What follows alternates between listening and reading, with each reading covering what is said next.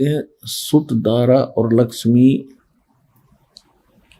पापी घर भी हो, संत समागम हरि कथा तुलसी दुर्लभ दो।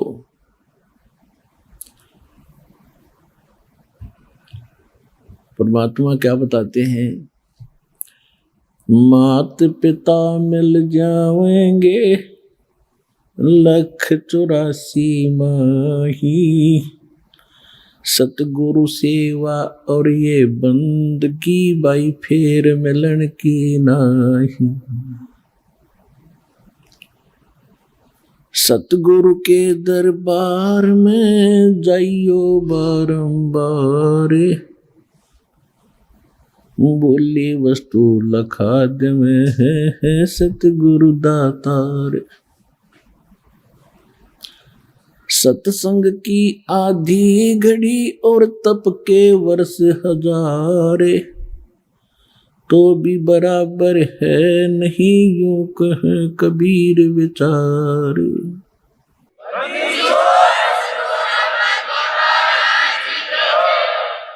संत मिलन को चालियो तज माया अभिमान, जो जो कदम आगे रखे है ओहे यज्ञ समान।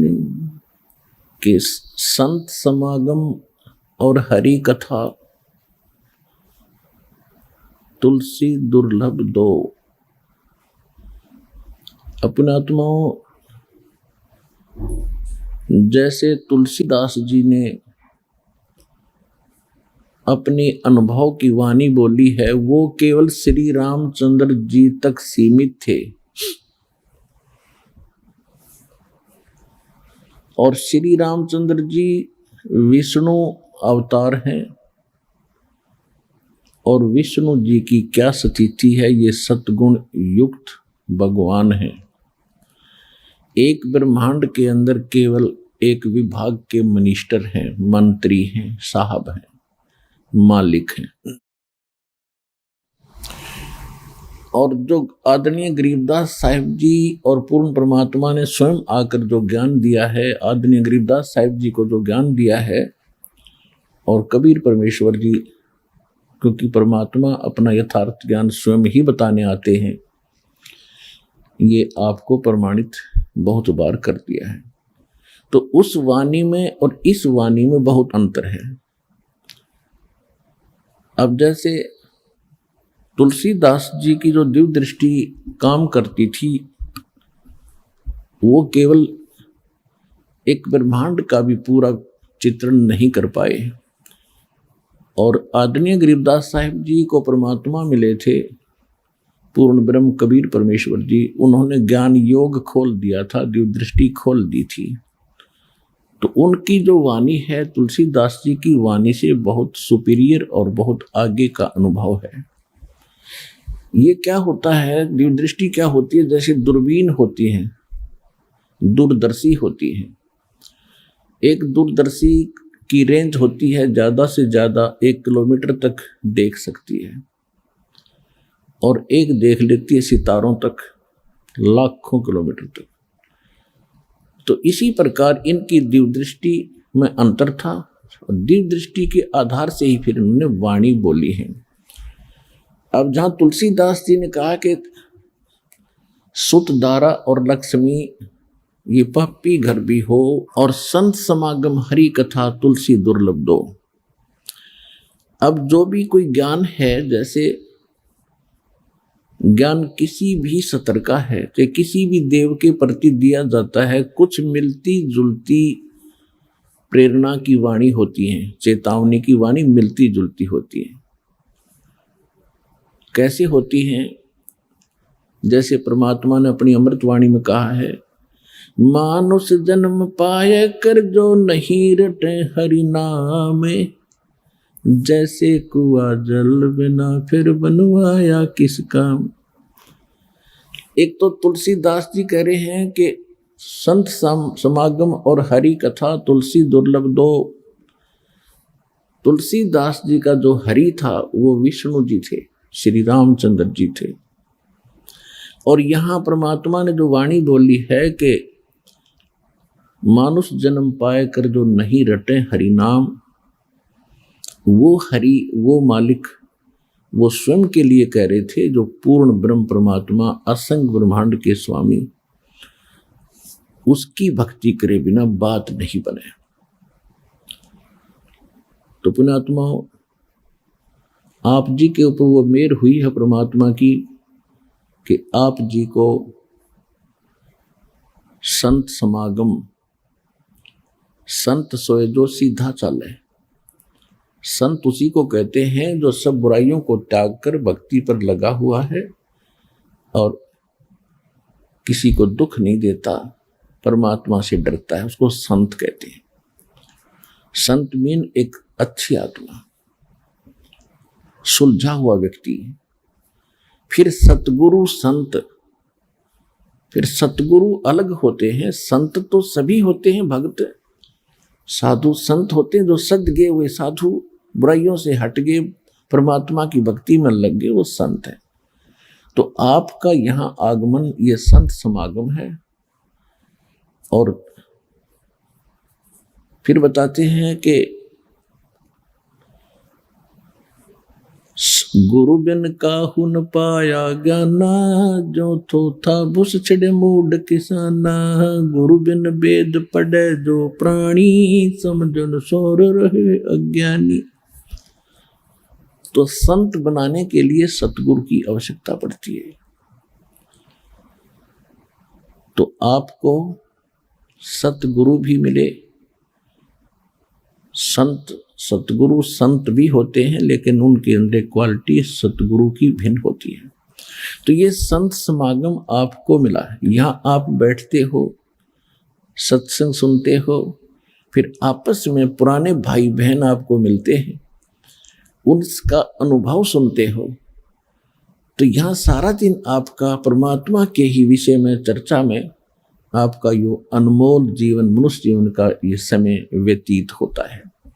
इसके अतिरिक्त आप कहीं और बैठते हो, किसी रिश्तेदारी में जाते हो, कहीं भी किसी और संसार के व्यक्तियों के पास बैठते हो, तो ये बातें आपको वहां नहीं मिलेंगी। क्योंकि ये तो संत समागम से ही स्टार्ट होती हैं। सतगुरु बताते हैं, फिर साधु संत भक्त आगे उस ज्ञान को फैलाते हैं।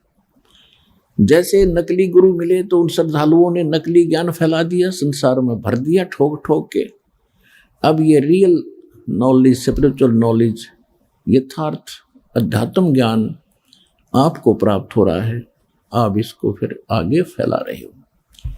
तो जैसे वो अज्ञान फैल गया, वो तो लाखों वर्षों से फैल गया, और इस सत्य ज्ञान में इतनी ताकत होती है, ये अब सब जगह थोड़े ही दिनों में फैल जाएगा। और ज्ञान सब ज्ञानड़ी, कबीर ज्ञान सो ज्ञान। जैसे गोला तोब का, अब करता चले मैदान।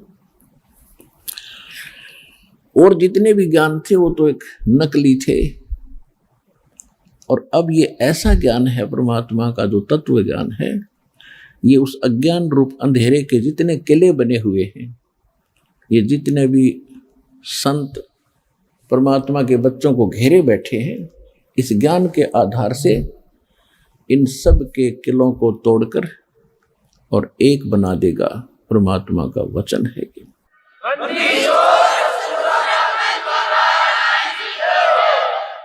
परमात्मा को पहचानने के लिए, आध्यात्मिक ज्ञान को जानने के लिए,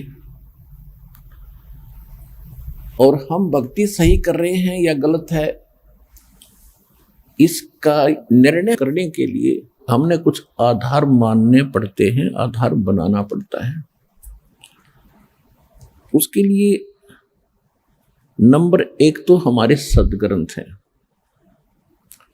क्योंकि श्रीमद् भगवत गीता अध्याय नंबर 16 के श्लोक नंबर 23 में कहा है कि शास्त्र विधि को त्याग कर जो मनमाना आचरण करते हैं, मनमानी पूजाएं करते हैं, उनको न तो सुख होता है और न ही उनको कोई सिद्धि की प्राप्ति होती है, और न ही उनकी गति होती है, अर्थात व्यर्थ, यूजलेस। फिर तुरंत कहा है 24वें श्लोक में 16वें अध्याय में, इससे तेरे लिए अर्जुन कर्तव्य और अकर्तव्य की व्यवस्था में कौन से धार्मिक साधनाएं करनी चाहिए और कौन सी ना करनी चाहिए, उसके लिए सदग्रंथ ही प्रमाण है। किसी की दंत कथा पर विश्वास मत करना। एक तो ये आधार है कि हमारे सदग्रंथ जो हैं ये परमात्मा का विधान है और सत्य ज्ञान है। तो अब सदग्रंथ कौन कौन से हैं? सबसे पहला ग्रंथ है सूक्ष्म वेद। सूक्ष्म वेद जिसको तत्व ज्ञान भी कहते हैं, और उसके विषय में गीता अध्याय नंबर 4 के श्लोक नंबर 32 में कहा है कि जैसे कि मैंने अर्जुन तेरे को गीता अध्याय नंबर 4 के श्लोक 25 से लेकर और 31 तक जो ज्ञान दिया है, कोई ऐसी साधना करता है, कोई ऐसी साधना करता है, कोई देवताओं की पूजा करता है, कोई हठ योग करता है, कोई मुंह पर पट्टी बांध कर अहिंसावादी व्रत का पालन करके ये सोच बैठा है कि मैं जो साधना कर रहा हूं ये सही है, कोई स्वाध्याय करके ही, कोई योग अभ्यास करके।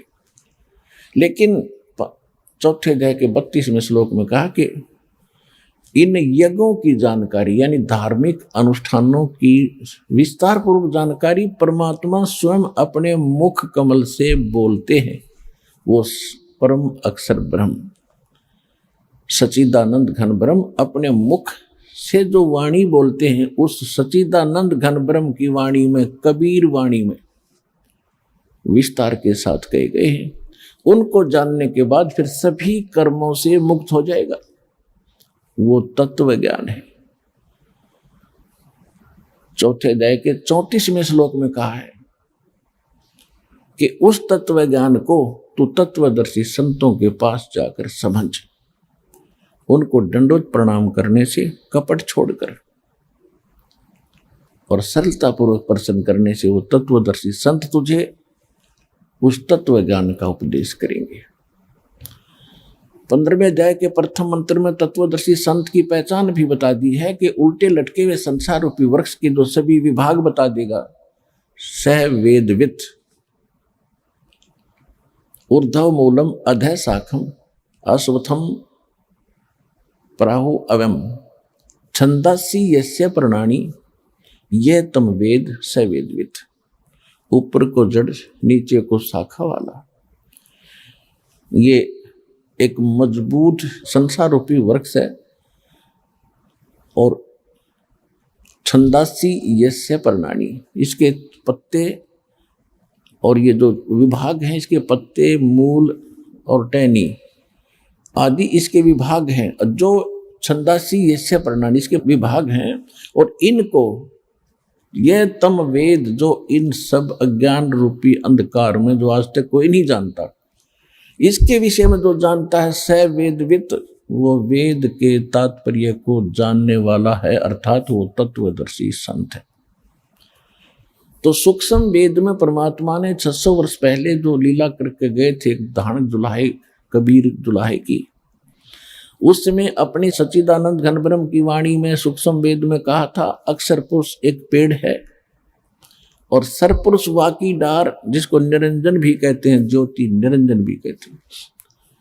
अक्षर पुरुष एक पेड़ है, सरपुरुष ज्योति निरंजन वाकी डार, और तीनों देवा शाखा हैं ये पात रूप संसार। ये सूक्ष्म वेद है, और सूक्ष्म वेद वेद के को समझता है तो वो तत्वदर्शी संत है। तो वो तत्वदर्शी संत ये रामपाल दास है इस विश्व में आज के दिन।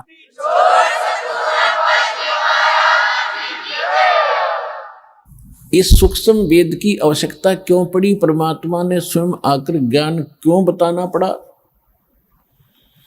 जब हम गलती करके सतलोक से और इस काल के साथ आगे थे, हमारी यहां दुर्गति होनी थी, मालिक को पता था। मालिक को यह भी मालूम था कि सबसे पहले ये काल इनको भगवान से दूर करेगा, इनकी बुद्धि पर पत्थर डालेगा, अज्ञान से भरेगा, इसलिए परमात्मा ने कुछ ही समय के उपरांत इस काल के अंतःकरण में, इसके हृदय में, वहां से ये तत्व विज्ञान कंप्लीट फैक्स कर दिया था, इसकी व्हाट्सएप पर डाल दिया था और उसमें निर्धारित समय भर दिया था कि इतने समय के बाद ये ऑटोमेटिकली बाहर आएगा, ये रोक नहीं सकेगा। ऐसा ही हुआ।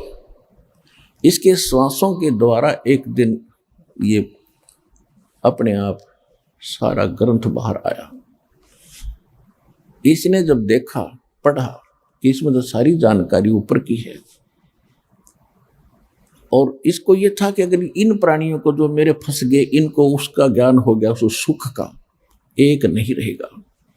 इस दुष्ट व्यक्ति ने सबसे पहले वो ज्ञान समाप्त किया, यानी जिसकी पूर्ण जानकारी सभी नष्ट नहीं किया, लेकिन वो मेन पार्ट, वो भक्ति विषय जल्दी में नष्ट कर दिया। और शेष ये 4 वेद रख दिए। ये 4 वेद उस सूक्ष्म वेद का ही अंश है। उसका जो जो मुख्य अंग था वो नष्ट कर दिया।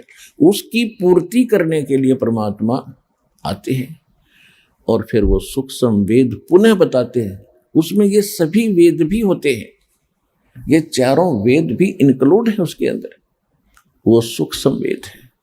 उस फिर परमात्मा ने 600 वर्ष पहले कहा था धर्मदास जी से कि मेरे नाम से काल ने कहा था तेरे नाम से 12 पंथ चलाऊंगा मैं, कबीर नाम से। और मालिक को पता था कि 12 पंथ चलेंगे, काल के दूत होंगे, वाणी मेरी पढ़ा करेंगे, सूक्ष्म वेद मेरा पढ़ेंगे, इनका अकल में आनी नहीं, इनको समझ में आना नहीं, तो ये अपनी बुद्धि अनुसार इसमें गड़बड़ अवश्य करेंगे। ऐसा ही कर भी रखा काफी। उसकी पूर्ति के लिए परमात्मा ने फिर कहा था कि 12वां पंथ, उसी 12 पंथों में 12वां पंथ के प्रवर्तक का जन्म संवत 1774 में होगा। कबीर सागर में गलती से संवत 1775 प्रिंट है, कबीर वाणी चैप्टर में। उसका जब जन्म इस समय होगा, उसको फिर मैं मालिक मिले थे, उसके द्वारा मेरी महिमा की वाणी का पुनः प्रकाश होगा, प्रकट होगी मेरी वाणी, यानी मेरा यथार्थ ज्ञान। और उस मेरे यथार्थ ज्ञान को जो बर्मा पंथ, गरीबदास पंथ के व्यक्ति और साथ में 12 कबीर पंथी नकली, वो 11 और ये सब के सब इस ज्ञान को समझ नहीं सकेंगे, इन गुड़ रहस्यों से परिचित नहीं हो सकेंगे। इसलिए 12वें पंथ में फिर आगे चल के हम ही आएंगे और सभी पंथों को समाप्त करके एक पंथ चलाएंगे। अब वो 13वां पंथ चल चुका है इस दास के माध्यम से। भगवान नहीं आए तो दास भेज दिया कंप्लीट कोर्स देके।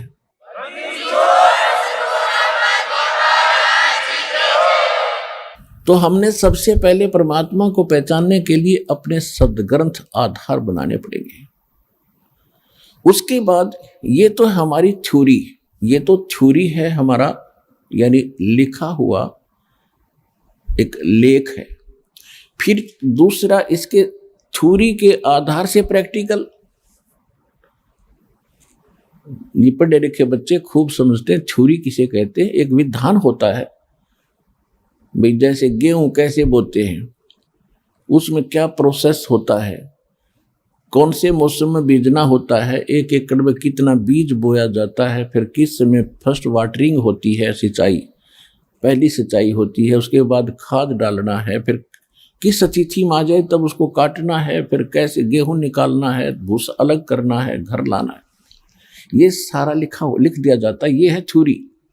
और फिर उसके अनुसार करना, उसी समय में बीज बोना है, 1 एकड़ में इतना बीज बोना है, इतने समय के बाद फिर उसमें वाटरिंग करनी है, सिंचाई करनी है, फिर खाद डालना है, घास निकालना है और फिर उसको काटना है। उस तरह जो करके वो प्राप्त करता है वो है प्रैक्टिकल। तो ये थ्योरी सही है तो प्रैक्टिकल भी सही होगा। जिनकी थ्योरी ही गलत है, जिनका उल्लेख ही गलत है, जिनके मूल पाठ ही गलत हैं, तो उनके प्रैक्टिकल भी गलत होंगे। उदाहरण के तौर पे जितने भी वर्तमान में संत हैं, किसी के पास न तो यथार्थ ज्ञान है, यानी उनकी थ्योरी भी ठीक नहीं है। फिर प्रैक्टिकल खाक होगा जब थ्योरी है गलत।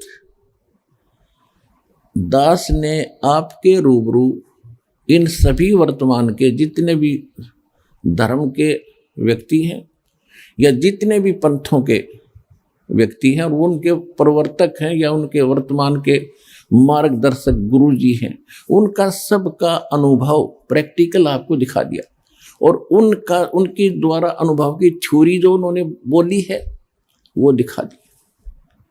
और फिर हमारे सदग्रंथ क्या बताते हैं, जो हमारे ओरिजिनल थ्योरी है, ओरिजिनल लेख हैं, सदग्रंथ हैं, सिलेबस है, वो क्या बताते हैं। और उनके आधार से जिन महापुरुषों ने प्रैक्टिकल किया, उनको जो भगवान मिले, उन्होंने कौन सी साधना अपनाई, कौन सा प्रैक्टिकल किया, जिससे उनको वो वस्तु मिली जो उस थ्योरी में लिखी, रियल थ्योरी में, यथार्थ उस सिलेबस में लिखी हुई थी, वो वस्तु प्राप्त हुई। तो उन्होंने क्या बताया, जैसे राधा स्वामी पंथ के प्रवर्तक श्री शिवदयाल जी के वचन आपको बहुत बार दिखाए। ये क्या बताते हैं,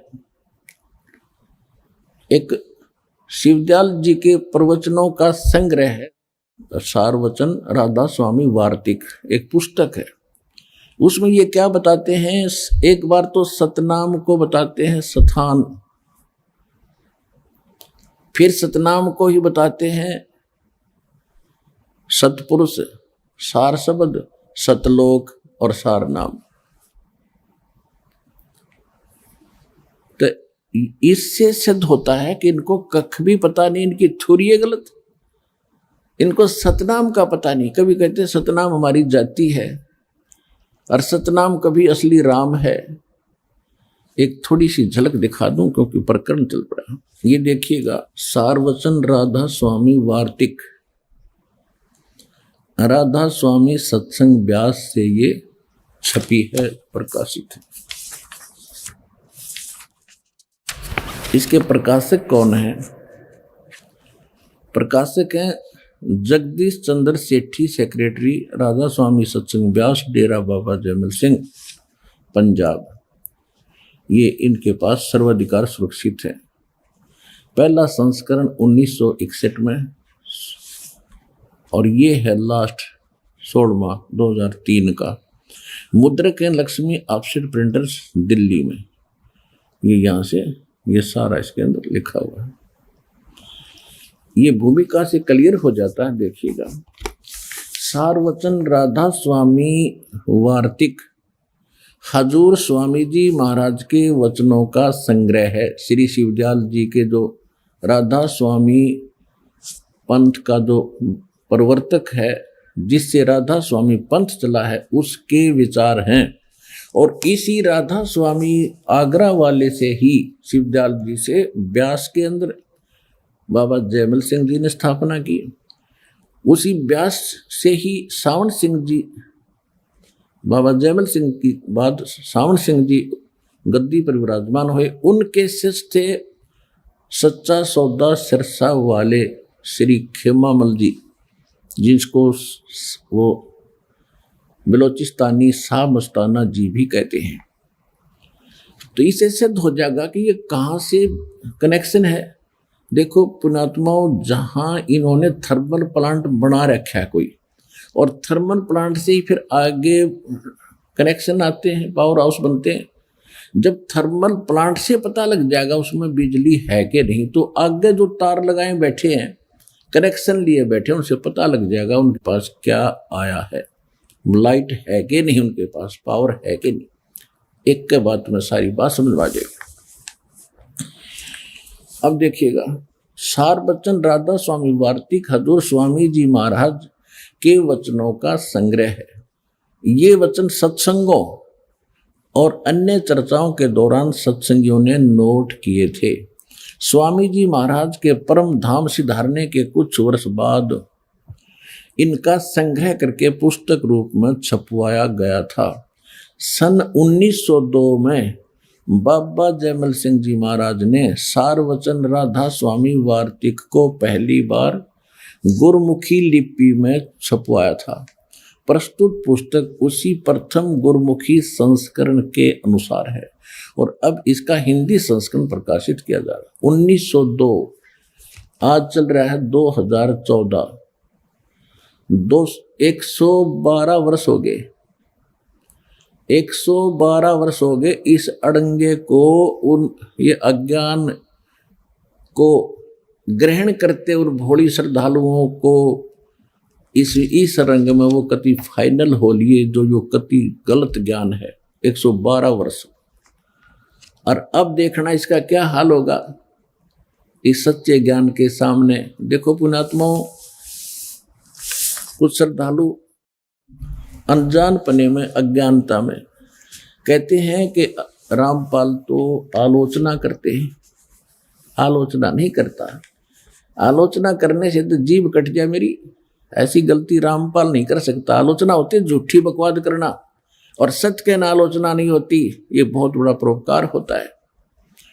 जैसे कई बार क्या होता है, ये कुछ ठग लोग नकली नोट छाप लेते हैं, सरकार को पता चलता है, सरकार टीवी के माध्यम से नकली और असली, ओरिजिनल एंड डुप्लीकेट दोनों को साथ साथ रख के सिद्ध करते हैं कि जिसमें ये लक्षण है ये नकली है और जिसमें ये लक्षण है ये असली है।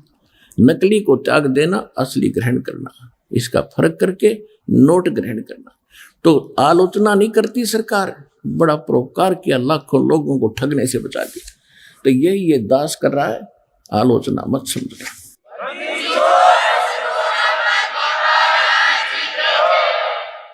अब आम व्यक्ति को तो पता नहीं, ये संत की जैसे डॉक्टर की इक्वेशन, डॉक्टर के द्वारा दी गई औषधि को डॉक्टर ही बता सकता है ठीक है या गलत, रोगी को नहीं पता। इसी प्रकार जिसने ओरिजिनल नोट का ज्ञान है वही डुप्लीकेट सिद्ध कर सकता है कि देखो ये डुप्लीकेट है, ये ओरिजिनल है। इसी प्रकार इस दास, परमात्मा ने इस दास को इस योग्य किया कि इन संतों के नकली ज्ञान को अपने ओरिजिनल सदग्रंथों से आपके रूबरू कर दिया।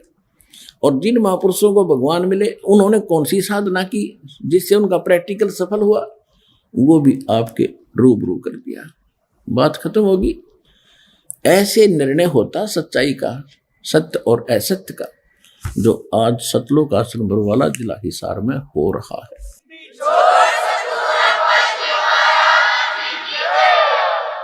112 वर्ष से ये भोले श्रद्धालु राधा स्वामी पंथ के करोड़ों, 20-25 करोड़ बताते इनके अनुयायी, और फिर सच्चा सौदा सिरसा वाले वही कुएं का पानी, उसी कुएं का जल, आगरा के अंदर वही, मथुरा के अंदर जय गुरुदेव नाम से एक पंथ चला था, तो वो भी तुलसीदास नाम था उनका, उनके पास भी यही ज्ञान और यही विचार थे। जनौद के अंदर एक ताराचंद ने आगरा से ही ला करके बीज बोया था इससे का, बबूल का। ये सब एक ही फेल है, कति नकली पंथ है ये सारे। अब असली दास का ये पंथ है जो भगवान ने अब स्टार्ट करवाया है, इससे ग्रहण करो और अपना कल्याण करो।